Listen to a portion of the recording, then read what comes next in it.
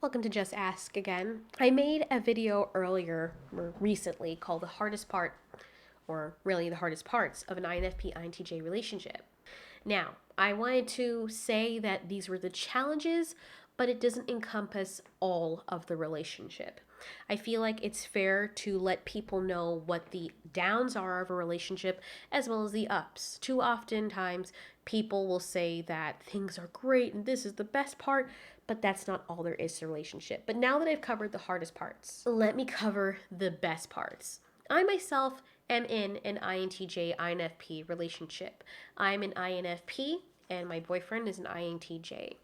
And of course, we're still growing and learning, but some of the greatest parts of the relationship is growing together. All right, let's get into it. The first greatest part of an INFP INTJ relationship is that the INTJ is taken care of emotionally and the INFP is taken care of practically. From my experience dating INTJ men, they're not always open about their emotions or they're very weird when it comes to their emotions. But when they fall in love, especially with an INFP or someone who's more feely, that side of them comes out that doesn't really come out for anyone else. On the flip side, the INFP can teach the INTJ how to express his love and open up his emotions more.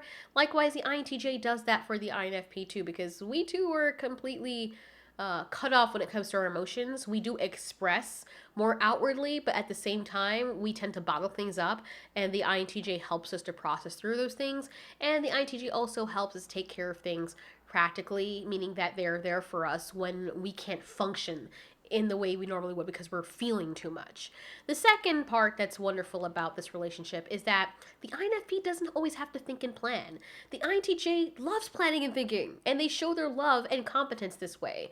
So even though INFPs are completely capable of planning a trip, planning their finances, doing all of that, it's not enjoyable for us. But for the INTJ, it comes naturally. They'll say that they hate it and it's annoying, but their brain is naturally made to do that stuff. So when the INTJ takes care of all that stuff, guess what us INFPs have to do? F all, and we get to just concentrate on our creativity and our art and our projects and stuff. The INTJ, at least my boyfriend, will say, did you pay your taxes? Okay, this date, this date, this date, this is paid, this needs to be paid. And if I was on my own, I would do those things, but it would be very annoying. It's so nice to have an INTJ that's competent and can handle planning that stuff. If we have to go on vacation, usually I would plan stuff for myself and I would over prepare. But the INTJ is so beautiful at doing this, and they can tell you exactly what you need, and they will make sure that you're always prepared, but not terribly over prepared, nor are you under prepared. They think of things that you would think of too, but it comes more naturally to them. And so you feel safe having an INTJ. The workload is taken off of a creative mind because you don't have to do all the mathematical stuff that is very annoying. An INTJ just loves doing that stuff. And that's one of the greatest things about the relationship. I barely have to do anything. Around the house, when it comes to fixing things or building things or solving problems, I can more so. I am more than independent and competent of handling that stuff on my own. But it's so nice having an INTJ boyfriend to say, no, I have it. Now, some INFPs may not like this because they want to do their own thing, but I don't mind that because I do like INTJs and I understand that that's a part of what makes them tick. And guess what? It's less stress on me allowing him to do what naturally comes to him. So that's a very wonderful thing. And the on the flip side, the INTJ benefits from the INFP. Number one, they love our company. Number two, we help them see things from a creative point of view, especially when it comes to reading people. They do stuff, we do people and kids and animals.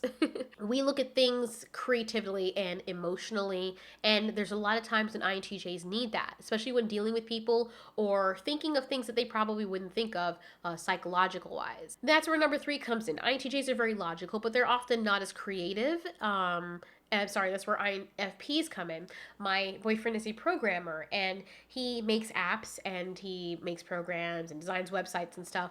And oftentimes he will come in and ask me, hey, how does this look? I'm doing this, I'm doing this. And I'll say to him, I don't like the way that looks. It's ugly. You know, good, very functional, ugly, but I will tell him exactly what he needs to hear, not what he wants to hear, but what he actually needs to hear.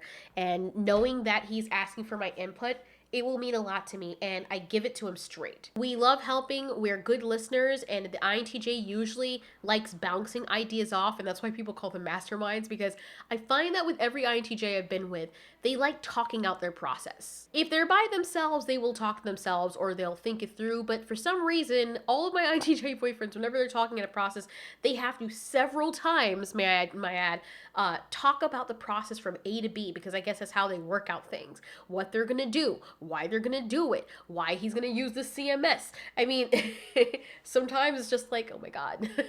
But I understand why he does it. It makes me feel good that he is at that point with me where he feels comfortable enough with doing that. As he's talking out his process, because INFPs are over analytical with things, we often ask questions that the INTJ probably wouldn't think of asking. Now, a lot of things the INTJ would cover, but then he would think, I never thought about that. And the INFP, because she's so forthcoming, would say, yeah, well, that doesn't seem like it would make any sense, because then why would this be the case if that's the case?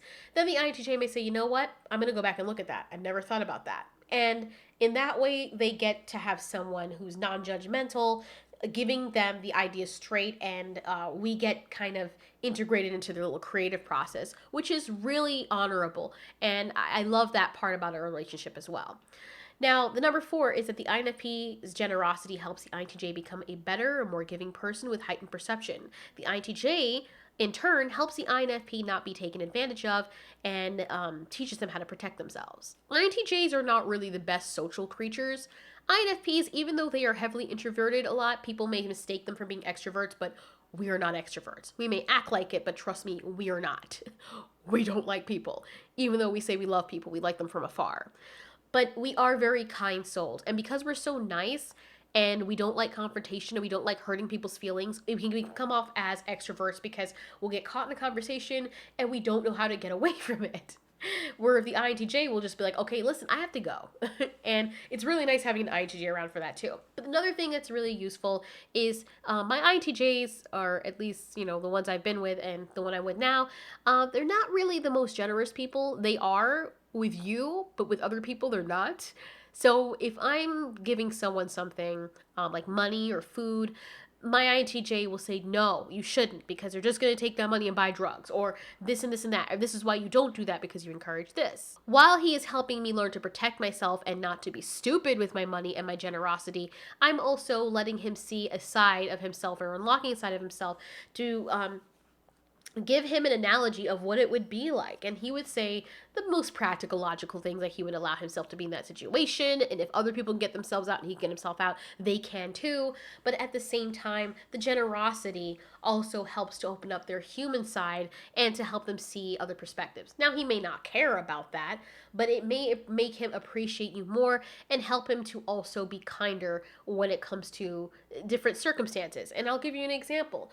My boyfriend's not really the type to really give to anyone, but ever since he met me and he sees how kind I am to people, once in a while, at least several times, he will exercise that kindness. And where he would be stingy and very frugal and say, no, screw that person, sometimes he'll just bite the bullet and say, you know what, fine, they can have it.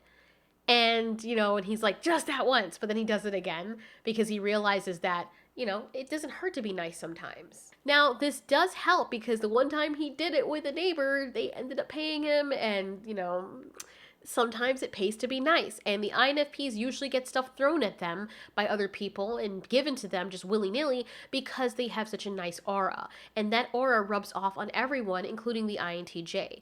Meanwhile, the INTJ with the cynicism helps the INFP to see things not so much through rose-colored glasses all the time. Because, of course, we know how dangerous that can be for people who constantly do that and romanticize everything. So the last thing I'm going to leave off with, the greatest parts of INFP and INTJ relationship, is it is hard. And I know this sounds horrible because you think that that's not a good thing. It is a good thing. It is hard. We go at each other. And when it's good, it's great. And when we go at each other, it's frustrating. But do you know what's really awesome about that? It's real. There are many relationships that start off and everyone just falls in love and it's just like that. No. When an INTJ and an INFP get together, they talk to each other. They get to learn about each other. They want to know before they take things seriously, why they're a good match for each other, why they might not be a good match for each other. So going into the union, we've already talked about all the things we want, our values, whether we want kids, whether we want to get married, whether we're open to certain things, and we laid all that out. The INTJ especially asks a whole bunch of questions. Once she established that I liked him, because I had to say something, he didn't, even though I knew he did. But he established everything from the get-go. And the INTJ, you'll never find a more dedicated partner than an INTJ, because he will be willing to work through something. If some part of the relationship is broken or needs improvement, or he sees that you're not happy, he will do everything in his power to change. They're fixers. They want to do everything to fix and to perfect everything. And thankfully, I have an INTJ that is like that. There are some that it's just about their work, and that's fine. And I believe those people should concentrate on themselves. But for those who actually want a relationship, they do try to do everything they can to fix the relationship and keep it working top notch. Likewise, there are things I learned to fix about myself. And he is very direct with me, but he also is very truthful with me.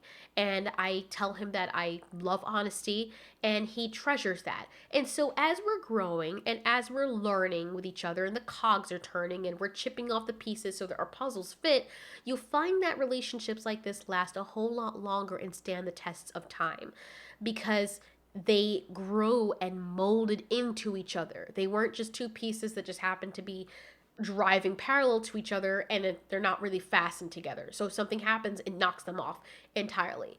We've gone through enough and invested so much, and our minds have become so melded, and every day they're becoming more so because of our differences, but we have enough commonalities that we will stand the tests of time. And so far we have, and it just keeps getting better and better and better. And you'll find that with an INFP INTJ relationship that it just keeps getting better. And the one thing that an INFP and INTJ relationship needs is total honesty and openness and communication. INTJs require directness. If you want them to do something, if an INTJ is mature like mine, he may pick up on some things, but they appreciate if you are direct with them. And INFPs appreciate, even if they kick and scream and they cry, they appreciate honesty. So with those two things, the relationship is able to work flawlessly. There will still be problems, but that's part of the growing pains of the relationship, and it becomes even stronger as time goes by.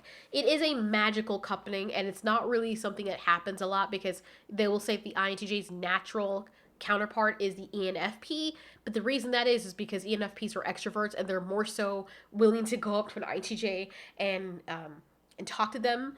INFPs are just as introverted, so they'll be shy the whole time and won't say anything, and then they'll expect the INTJ to say something, and the INTJ will never say anything.